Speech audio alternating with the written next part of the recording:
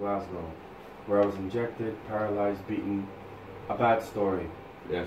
German Anonymous basically heard my story, basically sending pedophile people after me and everything. It got about as sick as you can get. I'm on Facebook, help, help, help, help, help. German Anonymous, hear my story, fly me to visa. I've gone to Schweinfurt and gone through the whole process for 37 hours. He said, you're the first in the world to even be in this position. Go and try and get your life back. So I'm in Munich and I work for a large company called SAP. Now I knew that learning German was critical so I can get a German job and I'm in a German environment. They refused that and I ended up working for SAP for a British boss. And it got very ugly again, calling me a Scottish terrorist, blah blah blah blah blah. Numerous death threats, knives to my throat, all my things, I mean it got that bad. I've had emails, so specifically from Denmark, since February last year, saying if your situation is real, send us the evidence. So I sent videos, emails, superior court judgment cases, everything. And what the Norwegian, not just you, the Norwegian, Swedish, Finnish, and Danish government said, the only way we can protect you is if you get to our border and then you go to one of the... So I did that. I risked everything and I came here. I was staying here for 1 week. I then went down to the central police station. I said, this is who I am, this is my situation, and one of the police officers took my passports and put it in a Ziploc bag. Unbeknownst to me, he wrote derogatory comments about me on the computer, which a police officer later read out to me. But I didn't know he had done that. I get taken to another building by a female and male police officer. I get asked to explain the whole thing. I'm telling you a tiny little part. I had my fingerprints taken and they said you need to go to Sandholm. I said okay. They start asking detailed questions about my finances. So then I have to make my way to Sandholm. I get there. Instantly Red Cross is basically saying, why the hell did they send you here? I'm like, sorry, what are you talking about? They said go to the police building right next door. So pretty aggressively my hand was thrown in the fingerprint scanner. I was told to watch a video. And then they could all speak English, but I had to do it through a translator. I was signing documents, I didn't know what I signed, but they're like, you know what, you're safe now. So then go back to the Red Cross building. So a couple of the managers of the Red Cross said, you're British, the Danish government has lied to you, immigration has lied to you, you should never be here, get out of Denmark. I'm like, what? So I have obviously, my health is not great considering on what I've been through, right? Chip in my leg, poison, electric. So, and also when I'm under severe stress, I have problems breathing. Yeah. So I was sent to Helleroyd Hospital. I had an appointment at 6 p.m. on a Sunday, I think it was. I was made to wait 5 hours to the point one of the Syrian refugees said, please treat this gentleman. Danish people are saying, please treat this gentleman. So eventually I see one of the female doctors. I told her about the banking situation. Oh my God, that's terrible, I'll help you. I told her about the accidents and what was done. I got hit by a double-decker bus and left for dead. So she was about to give me morphine, temazepam, and there was another one. I said, I don't need all that.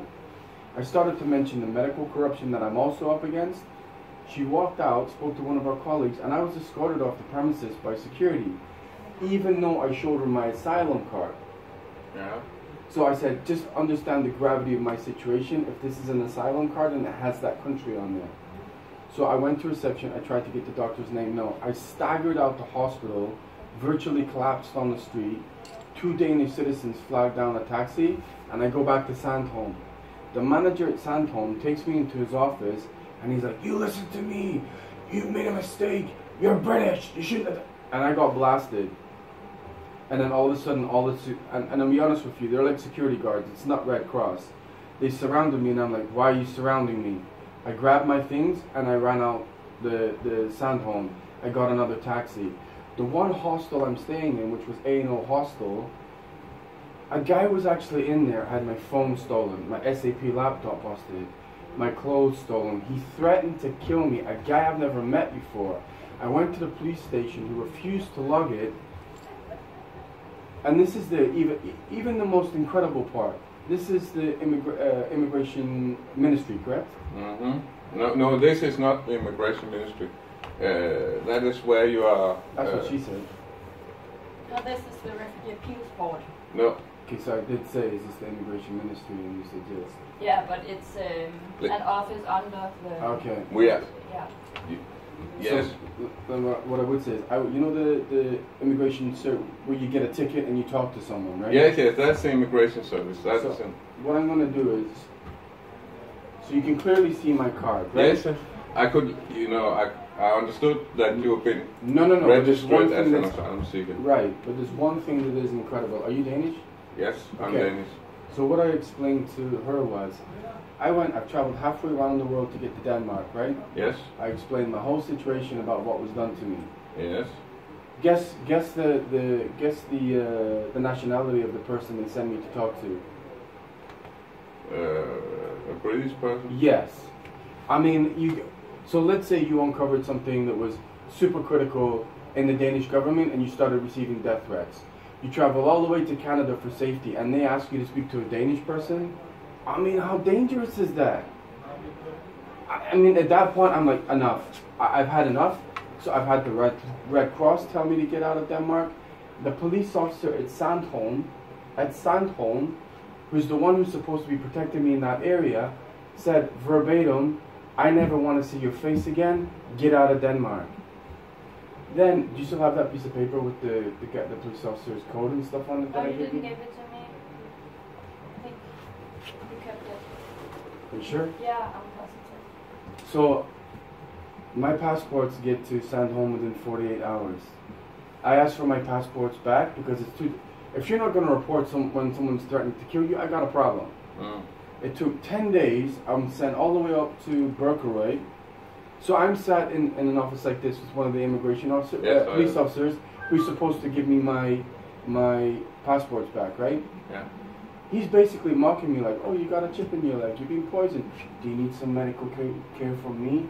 I'm like, so not only is he giving me my passports back, he's mocking the fact that I couldn't get medical treatment at Hillerøy. I mean, so now I've lost all my money, I've had all my stuff stolen, I've been told by the people who told me to come here to get out, I'm sent to a UK person. I mean, I don't understand how it could be any worse than that. So. And I want answers. Yes, and that's why it's important to know where you are. I'm leaving today.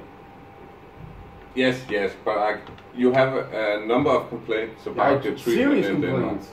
The treatment of the case and the treatment you have received from the police and the immigration well, service. I'm now in more danger than I was when I got here.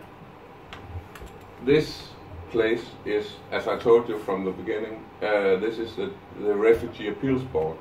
We can only,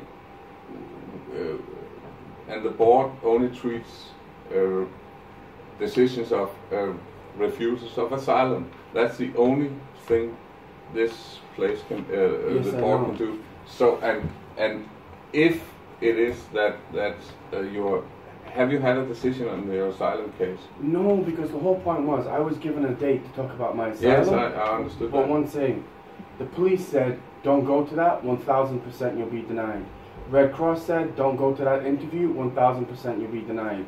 Hillerøy Hospital said, don't go to that interview, 1,000% you'll be denied. Yeah. The central, what am I supposed to do? And then the one person I am told to talk to is from the exact country I'm supposed to be. Yes, what would you do? What would you do? Yeah, I would probably complain. Right. But I'm trying to understand that.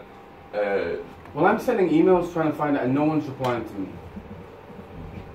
That should not happen. I'm sending also, it to the Ministry of Justice. I'm sending it to Immigration. You know what actually happened? When I was in the immigration service, and to get my passports back, I have very little money. And now that I've had everything stolen, I have very, very little money. All I said to them was, can you give me a time scale of when I'm going to get my passports back? Do you know what they did? They got security and walked me out the building. I mean, really, I have committed no crime here. I've not spoken to anyone. I've kept my head down, and I have been treated like an animal. So, let me ask you. I have heard you. I've heard you. What is it you want? I mean, what is you want? Well, the thing is, on the email contacts you have in all these ministries, right? They're generic emails. Yeah. If they are not being replied to about the fact that I'm now even in more danger, I need contact people to find out, one, why I was even told to come here, two, why I was threatened by the police, and why did all this happen? It has been shocking. I mean, I'll never be able to come back to Denmark again, ever. I think I deserve an answer. But what I'm saying is... Unfortunately, and we are not... That is what I'm trying to say. But you can find out who I need to talk to. What we can do is if you want to complain about the treatment you've had by the asylum authorities, the treatment you have had, not the decision but the treatment, then you have to go to the ministry. But we're not the ministry. You can't give me an email from that ministry. I can give you an address to the ministry, and I can give you an email address to the ministry. Right. Can it be an actual person? I think I at least deserve that. You can do the same thing in the ministry, which you are doing here. Yes, you can ask for a meeting. I leave today. Yes. All I can say is that you can ask for... Can you call them and see if I can go there right now? Because my bus leaves at 1 o'clock. I don't know what the opening times are, but you are able to go into the ministry and ask for personal...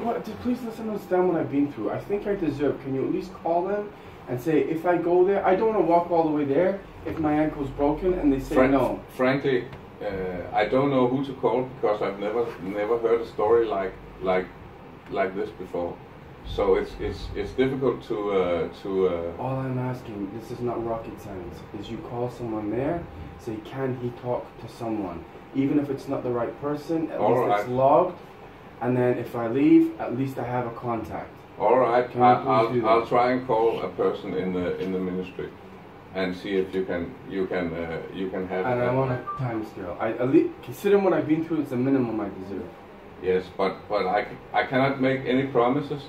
And we're not the right authorities to go to. Told me that. Because also to be honest, if there is an asylum case regarding a British citizen, it will be normally regarded as manifestly ill-founded, and therefore the decision made by the immigration service is final. Yes, but what I'm saying is, if you take Snowden in Russia, he shouldn't get it ever. What I'm saying is, even when I'm in Germany, even because of the Geneva Conventions, there are exceptions to every rule. The point anyway, we're going around in circles. Yeah, so if you can't help me, I'd like you to try and call someone so I can go there now, please. All right. I'll do that.